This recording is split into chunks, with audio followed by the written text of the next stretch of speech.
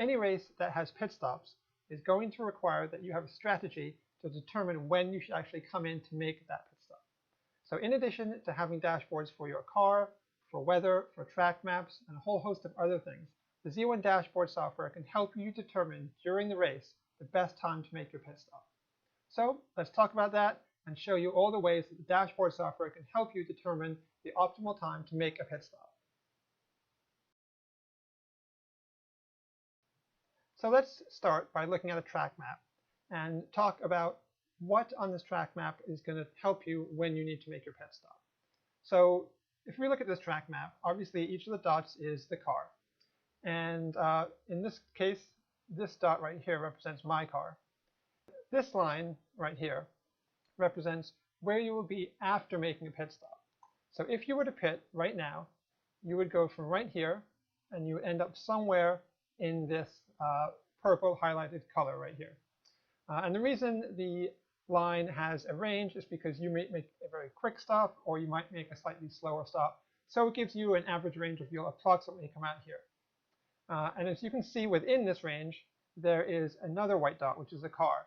So if you were wanting to pit and come out ahead of that car, this would tell you that you might do it, but also there's a good chance you might come out behind the car. Whereas this car right here, if you pitted, you would come out behind this car.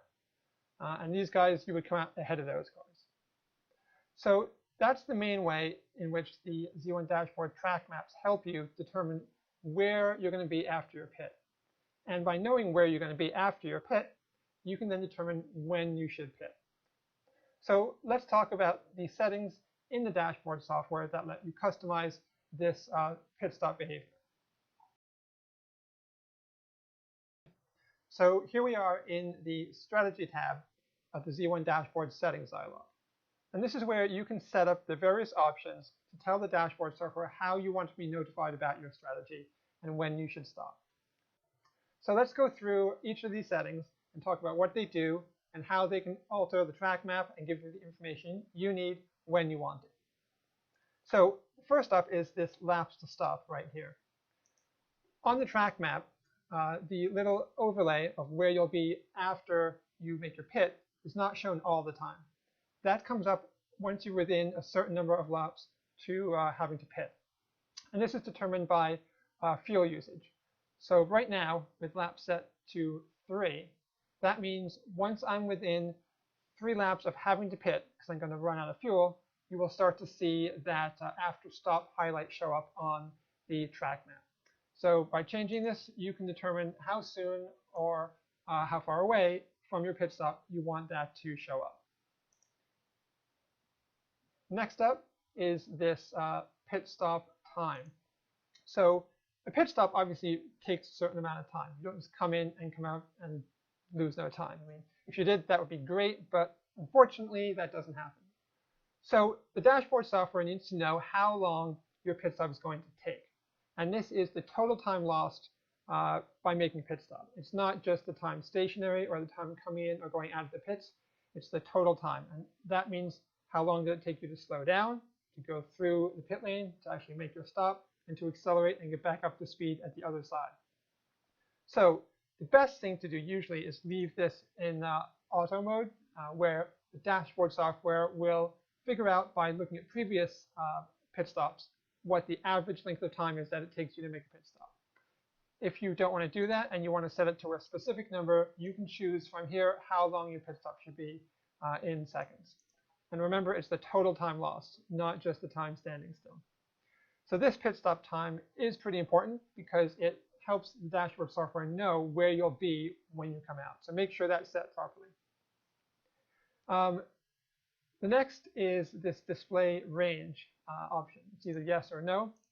The range is what we were talking about before, where you have that little highlighted section of the track to show you the range where you'll approximately be after the stop. If you don't want it to show that, you can just show it one single dot, and that could clean up the track map for you, but it's less accurate because you're not, most likely, you're not going to come out right at one location. You're going to come out within a second or so of it. But if you want to turn it off and you just want a dot, you can set display range to no. And then finally, we have range width. this determines how wide the little overlay is when it's drawn onto your track map. In general, you want to set this to be a couple of pixels wider than the track map. Makes it easier to see, but it's up to you. If you want to have a wide track map and a thin range, you can adjust this as appropriate to make the track map display it how you want to display it.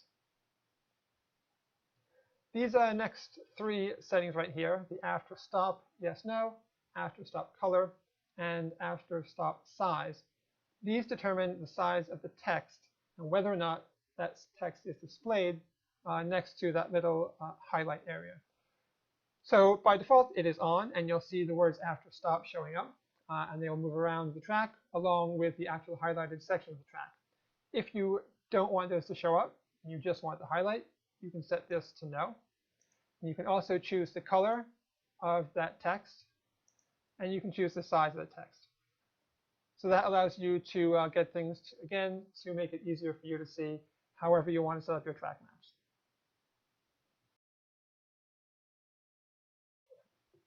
So these next two options, stops in race and number of stops affect timed race length, are about obviously the pit stops, how many you're going to make in a race, and whether that should be taken into consideration when the dashboard software is calculating how many laps you have to go.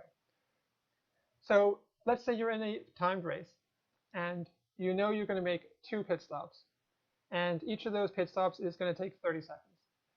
So that means if you're in your 30-minute race, but you're actually in the pits for a minute of it, 2 pit stops times 30 seconds, you're actually only racing for 29 minutes. And so when the dashboard software is going to calculate the number of laps you have to go, it should actually use the 29 minutes as opposed to the 30 minutes to determine it.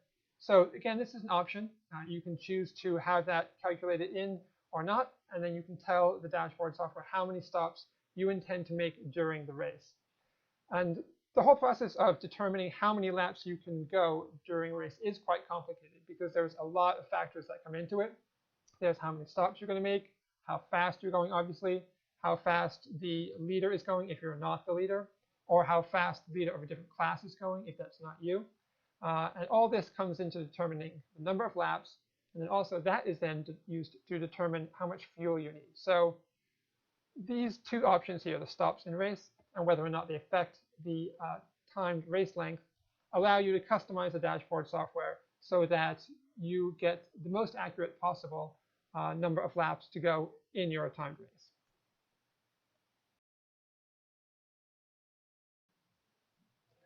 Okay, next up we have tracked color, car, and delta.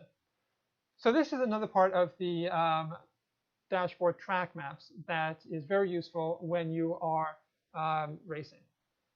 So if you're in a race and you're going to make your stop and you have 2 or 3 other cars around you, and those are the cars that you're racing, after you stop, you won't necessarily be near those cars on the track, because if they didn't stop when you did, you could be 30, 40 seconds behind them.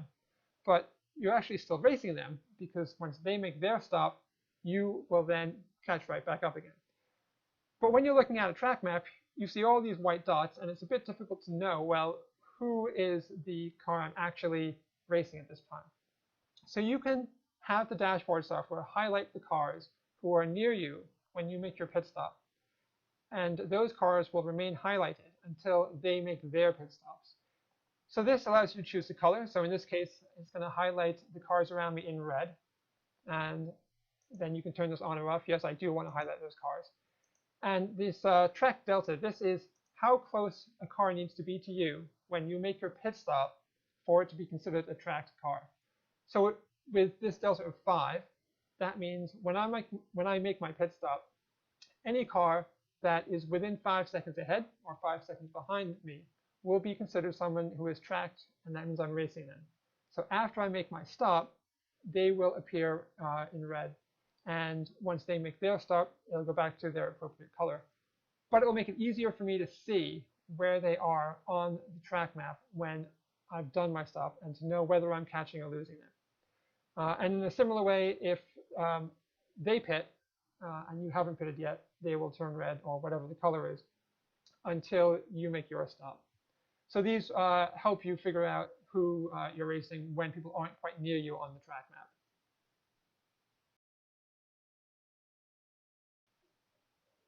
So let's move down here to the bottom left of this for pit lane speed limits. So obviously a pit lane speed limit is really important. You don't want to exceed that speed limit, because if you do, you're going to get called in for another stop and go or a drive through or some sort of penalty. So the dashboard software alerts you to how fast you're going in the pits and whether or not you're exceeding that pit limit. Now, if your car has a pit limiter, this probably doesn't matter because you just hit that limiter and just keep going as fast as you can, and the limiter will keep you right under it. But if you're in a car that doesn't have a limiter and you have to do it manually, you need to know what the pit speed limit is. So you have two options here. You can choose this to have it reported by the sim, or you can choose the always on enter limit. So some sims will report what the speed limit is in a pit. And if that's the case, you can choose that here, the on sim when available. And then that is what's going to be used. But several sims don't have that option. And then you can choose the always on enter limit, or you can just leave the on sim when available, because that will then default to the always limit if the sim doesn't report anything. So down here is where you say what the speed limit is. So you can specify kilometers or miles an hour, and then the actual speed limit. So use these two options to make sure that you've got the right speed limit for the right track before you go out and race, because you don't want to get that penalty. And finally, these options over here, while they're strategic, they don't help you in a specific race. They're more for practicing a race. So if you want the dashboard software to help you simulate a race during a practice session, you can use these options. So you can turn on simulated race, and you can have it start when you get in the car, or you can assign a button to start or stop the simulated race. If I'm using a button, then over here in the buttons tab, if I scroll down a little bit, the toggle sim race button here, this allows you, once you assign a button to it, to turn a simulated race off or a simulated race on. So back to the strategy tab. You can specify how long your simulated race should be, either in laps or in minutes. And once you've done that, when you get in the car and you start your simulated race, the dashboard software will report information to you as you're in a race, telling you how many laps you have to go, and all the usual things it does, allowing you to practice either all of your race or part of your race while in an actual practice session in your sim, and not having to be in a race session that the sim has created. So this video has obviously been about how track maps show you strategic information that you can use to get the most out of your race. We have another video, which I will link to in the description below, and that talks about how you can customize the look and feel of the dashboard to get it to be how you want. We're going to do more videos about strategy, and we'll be doing one about sound and speech options within the Z1 dashboard software. Until then, please like this video, subscribe to the channel, and we'll have more videos soon.